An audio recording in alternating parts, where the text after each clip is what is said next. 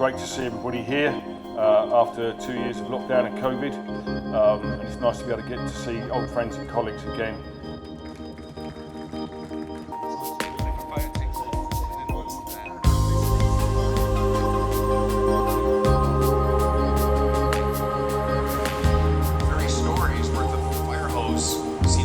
Doesn't it? If we all jump to the lifeboats, it's okay. So, firstly, We are working our way. That's another sort of energy sustainable technology that sort of is great but works against us. It also burns the grass in my yard.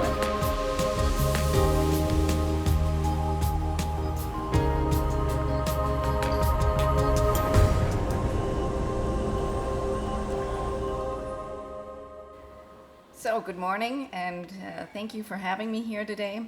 My name is Suzanne Johnson. I'm the product manager for filtering escape devices at Dräger Safety, and I've been product manager there for over 16 years. The presentation I'm going to show you today I've done with my colleague Brogan, who's in the audience as well today. She's a marketing manager for the UK. And the presentation is regarding smoke hoods and the use in high-rise residential blocks. Just to kind of get a show of hands, how many of you have actually used an escape hood before? Okay, nice. So we do have some experienced people here. That's good to see. Just a short agenda. What am I going to talk about today? Just to warm ourselves up, I brought some fire statistics about fires in high-rise buildings. The second main point we're going to talk about, of course, is what is an escape hood? And for those of you who aren't familiar with escape hoods, what are some things you might want to look for in an escape hood, considering the use? And thirdly, we're going to look at a lot of different examples of where we can see escape hoods in regulated use today. The last point, questions and open discussion, we're not going to have time for that, but we are here downstairs at the show, so if you want to come by, you have questions, please feel free to continue the discussion there. So a little bit of fire statistics and fires in high-rise buildings, okay? This is pretty shocking, but when we look 26 years between 1993 and 2019, there were over 3.1 million reported fires with over 19.2 thousand recorded deaths, okay? And I think when I look into this room, see the topics we've been talking about, I think everybody here has one common goal, and this goal is to reduce the number of fires and also to reduce the number of casualties there.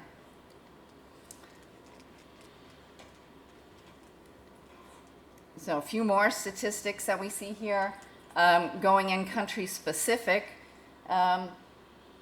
When we look at the UK, in the year 2021, 145,000 fires that were attended to by fire services, and 772 of those fires were in tall buildings. You look across the pond over into the US, the number is dramatically increased, over 354,000 fires in a year, and on average 14,500 of those fires occur in the high-rise building areas. Of course, there's also many more high-rise buildings in the US than in the UK, but in any case, a lot of major fires in tall buildings. A few different examples here, looking into history. 1945, the Empire State Building in New York with 11 casualties. In 1974 in Brazil, the Jolema Building, 227 casualties. The Twin Towers in 2001, 2,606 casualties. And Grenfell Tower in 2017, heard that a lot at the conference already, 72 casualties. So those are all in, very prominent examples. When we look though maybe into some recent fires in tall buildings, fires that have occurred this year. In January 2022, there was a fire in the Bronx in New York City. There were 19 casualties due to smoke inhalation, and unfortunately most of those were children, those casualties. In February 2020, February 22nd of this year, there was a fire in Essen, Germany. And you're going to have this afternoon, I think, wind-driven fires is a topic. And this is an example of a wind-driven fire as well. But you can see here, the entire building, there's nothing really left there, but there were 0 casualties, okay? And there are definitely reasons for this. When you look at what are the top fire safety issues in high-rise buildings, okay? Number 1, the construction of the building, okay? And in this case in Essen, this building was relatively new, okay? I think we're talking about a 9-10-year-old building. And the fire doors, the alarm systems, everything had just been maintained 9 months prior to the fire. So it was a well-maintained building, the systems were working, and the residents were also alarming each other. And this, the reason the whole thing is ripped apart here is due to the winds. There was a windstorm there, Antonia, which, you know, went through the building, and the fire was actually started on a balcony. The second top fire safety issue in high-rise buildings, aside from the construction of the building, is of course the evacuation of people. And that's where we come into the topic today of smoke hoods, okay? And I brought with this nice little picture here. This is an article out of a German newspaper called the Bild, and for those who don't speak German, the headline reads, 3 children were evacuated from a burning building, okay? And you can see 2 of the children here being escorted out with the fire services. And yeah, for me, when I see this picture, I'm just proud to be a part of making that happen as well. And knowing that with escape hoods, with the use of escape hoods, it allows people to get out of the buildings, to go through the smoke-filled hallways safely and get out to safety. So what is an escape hood, and what should we look for in an escape hood?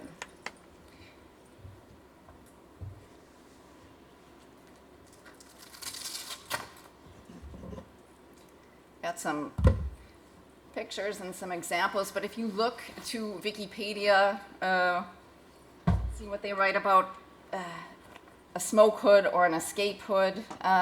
They basically say it's a bag that you put over your head with a filter that connects the wearer to the outside atmosphere, filters out the smoke and fire-related gases, and lets the wearer breathe safely.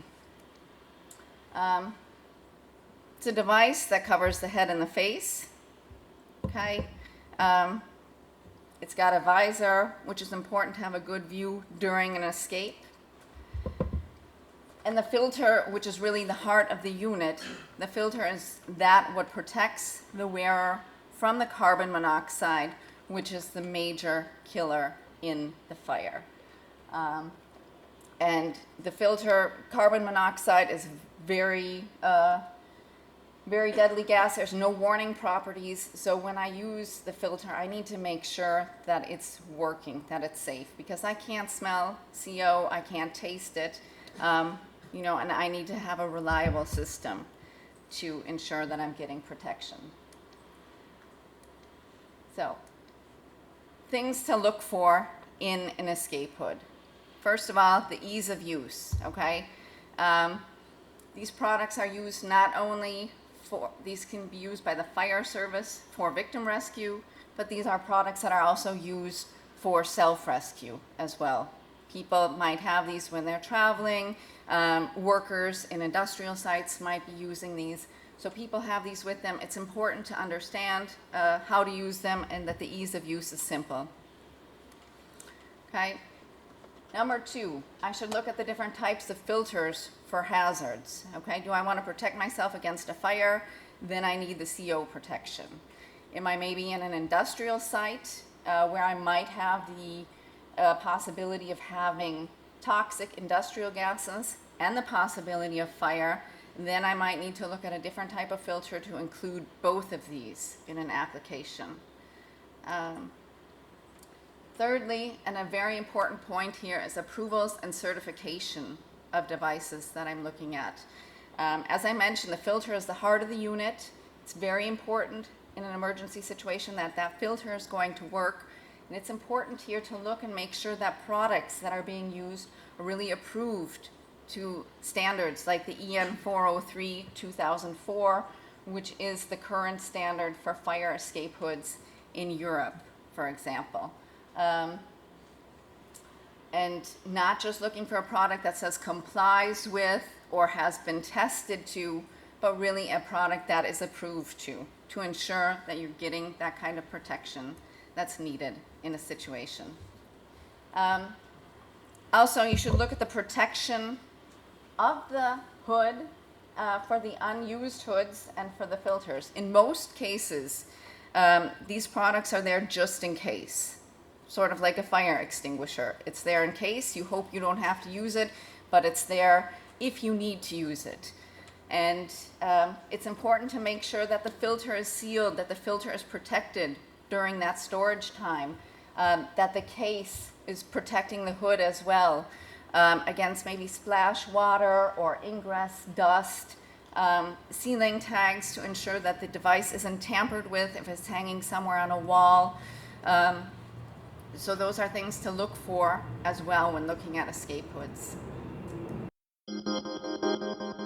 Tall Building Fire Safety Network delivers high-quality safety management training for anyone involved in the fire risk management of high-rise or tall buildings. Recognised by the Institution of Fire Engineers, we've been delivering fire safety training since 2011, and many organisations rely on our training for gaining competence in this field. Sign up for our training courses and conferences in 2023.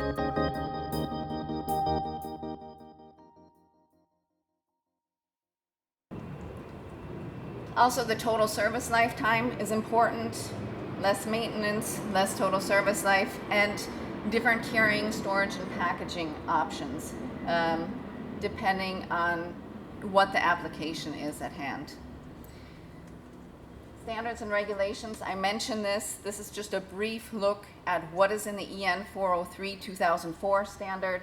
And you can see here the levels of carbon monoxide go from 2,500 ppm to 10,000 ppm, which are measured for a minimum of 15 minutes of escape time, which is called for by the EN 403.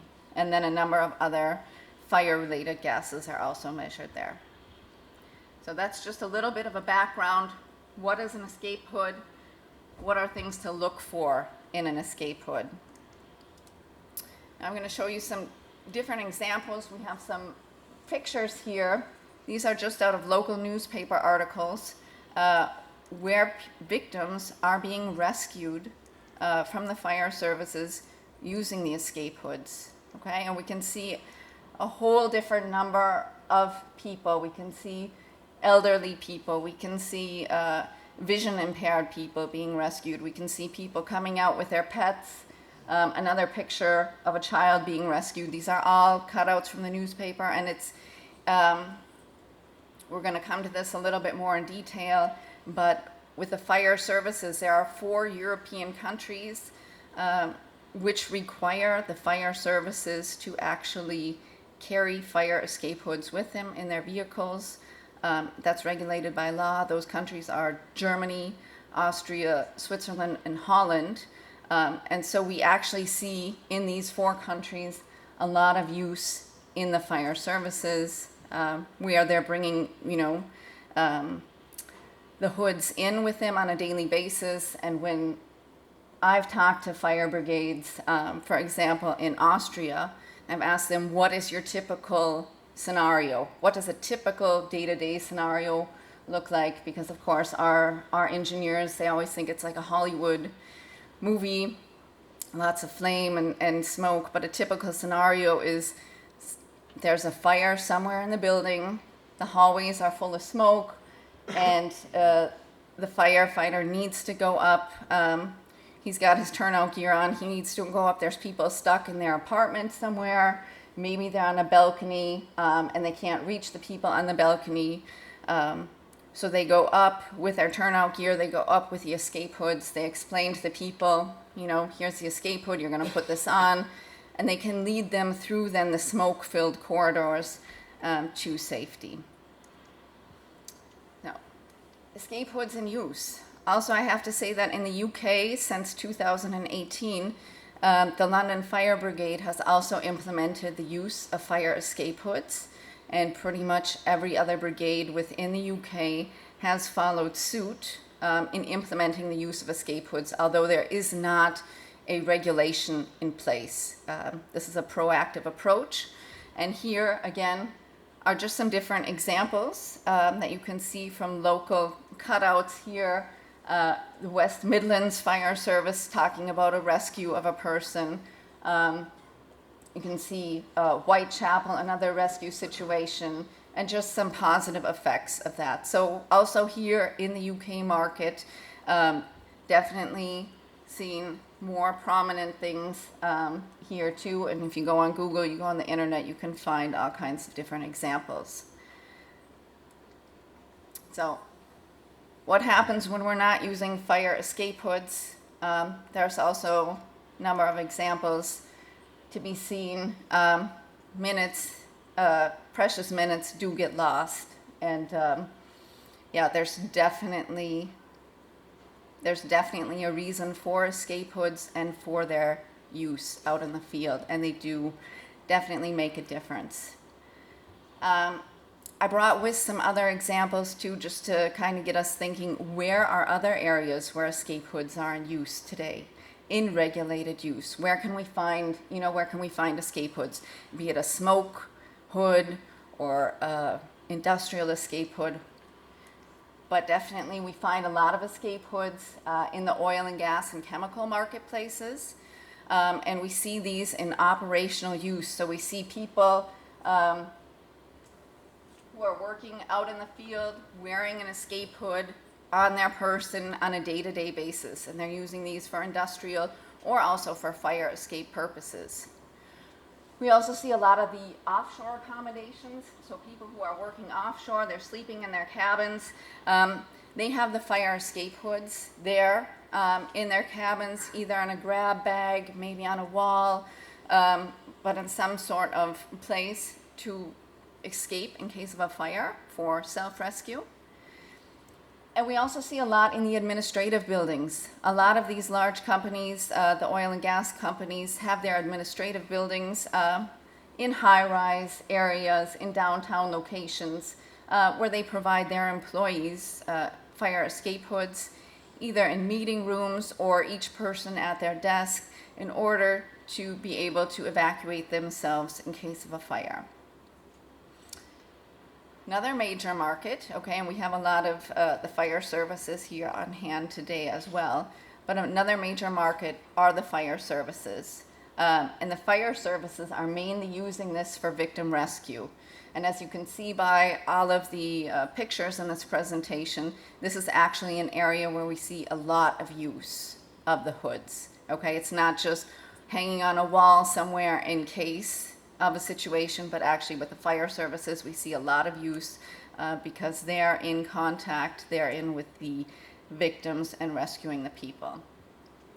And as I mentioned, we have 4 countries within Europe which do use escape hoods, which have regulations that, depending on the size of their fire truck, either 2 or 4 escape hoods need to be on board. And in 2018, as I mentioned, London Fire Brigade initiated the use of fire escape hoods for the UK, and all other brigades have since then followed suit. And there are other brigades in the world who are currently under consideration and bringing in fire escape hoods to Hong Kong is a prominent example right now.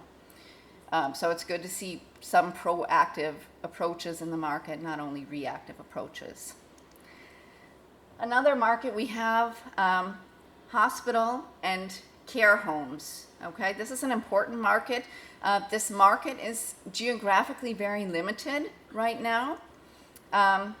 There is a law in Austria. Okay, the small country of Austria has a law that requires hospitals and care homes to each have at least 40 fire escape hoods on hand, because they say when the fire brigades arrive and they have 2 or 4 hoods on their truck, that's definitely not enough hoods for people in hospitals or for people in care homes.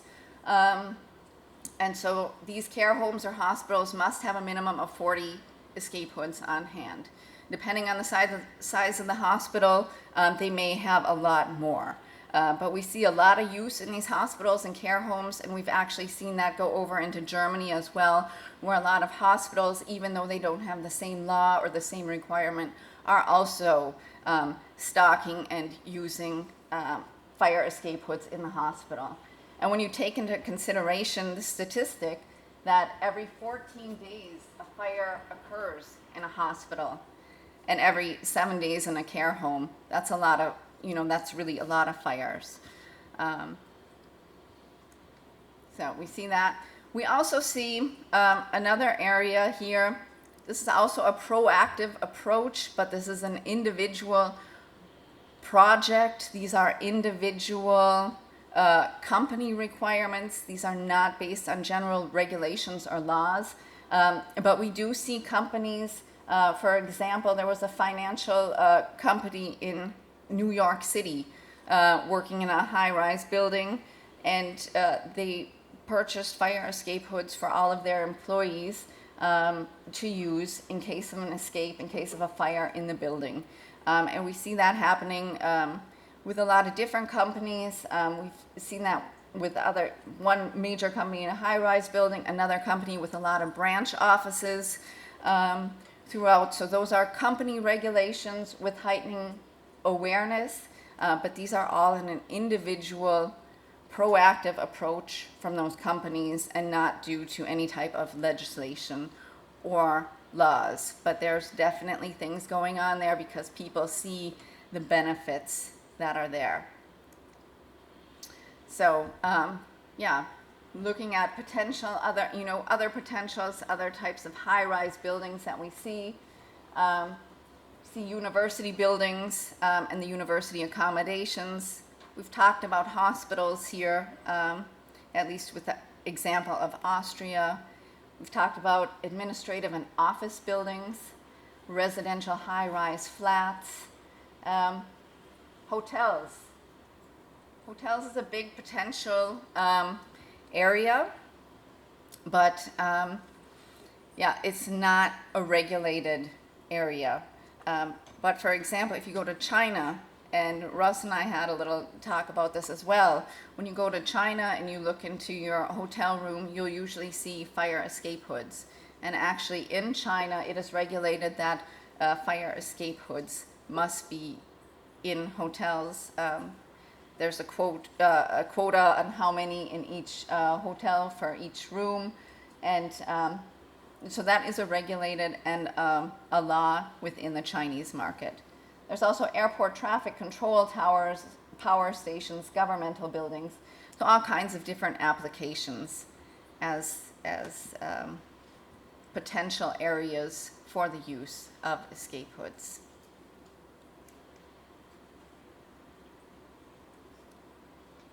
So I'm just going to show you a short video.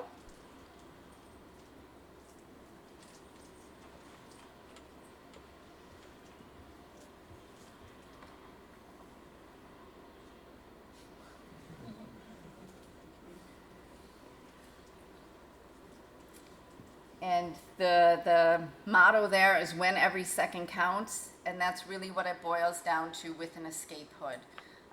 We're talking about seconds here, seconds that matter, seconds to save